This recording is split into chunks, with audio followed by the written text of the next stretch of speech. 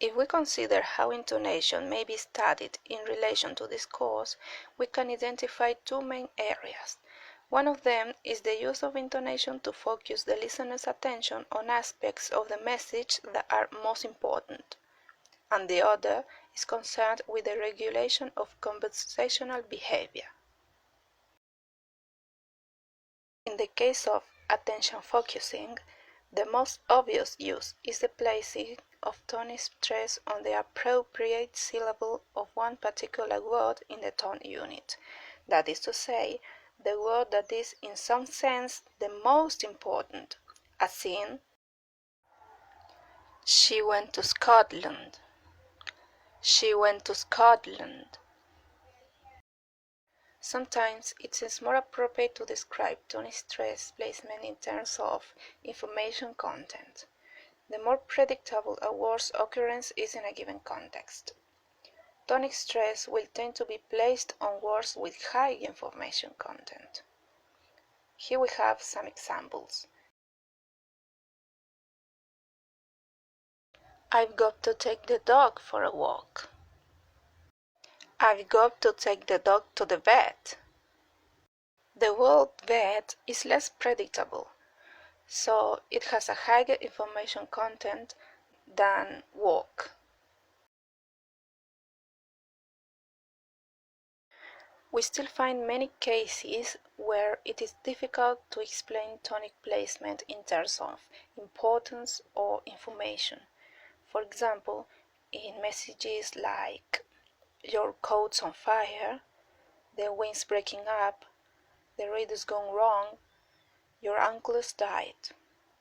The placement of tonic stress is still to some extent an unsolved mystery, but we know that at least it's partially determined by the context in which it occurs. The tone chosen can indicate whether the tone unit is being used to present new information or to refer to information which is felt to be already possessed by speaker and hearer. For example, since the last time we met, when we had a dinner, I've been on a diet. The first two tone units present important information but not new, while the last tone unit does. Writers have proposed that the falling tone indicates new information while rising is used for shared or given information. Another use of intonation is intonational subordination. We can signal that a particular tone unit is of comparatively low importance giving greater importance to adjacent tone units. For example, as I expect you have heard, they're only admitting emergency cases.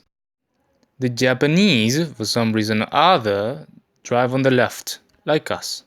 In a typical conversational pronunciation of these sentences, the first tone unit of the first one and the second and fourth tone units of the second one might be treated as intonationally subordinate.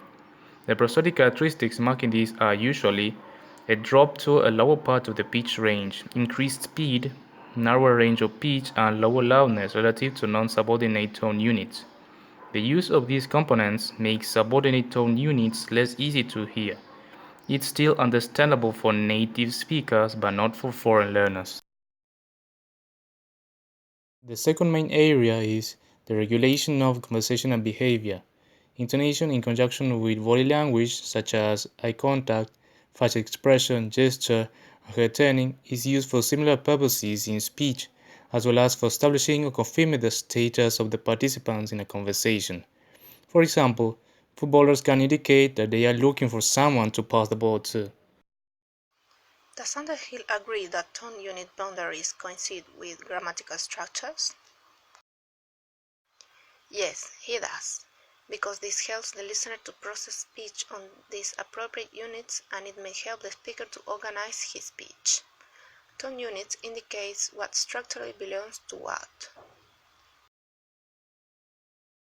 There is a tendency for tone unit boundaries to occur at the boundaries between sentences, clauses, and phrases, especially in more careful colloquial speech.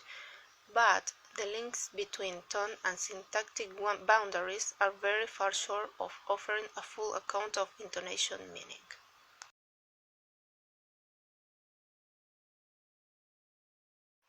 What linguistic and non-linguistic variable can affect pitch and how? The linguistic variable should be under the speaker's control, and the pitch difference must be perceptible. The speaker may choose to speak with a higher than normal pitch, and this is something which is potentially of linguistic significance. On the other hand, the non-linguistic variable is outside the speaker's control. For example, if a speaker tries to talk while riding fast on a horse, his or her pitch will make a lot of sudden rises and falls as a result of the irregular movement. What do you understand by the concept of common ground? The common ground is the shared knowledge and experience of the speaker and the listener, in terms of ideas, emotions, attitudes, viewpoints, etc., at any given point in interaction. For example, there is a difference between the interaction of friends and that of strangers. We can see that between strangers there is much greater degree of uncertainty about boundaries of their common ground, about which each can take for granted about the other.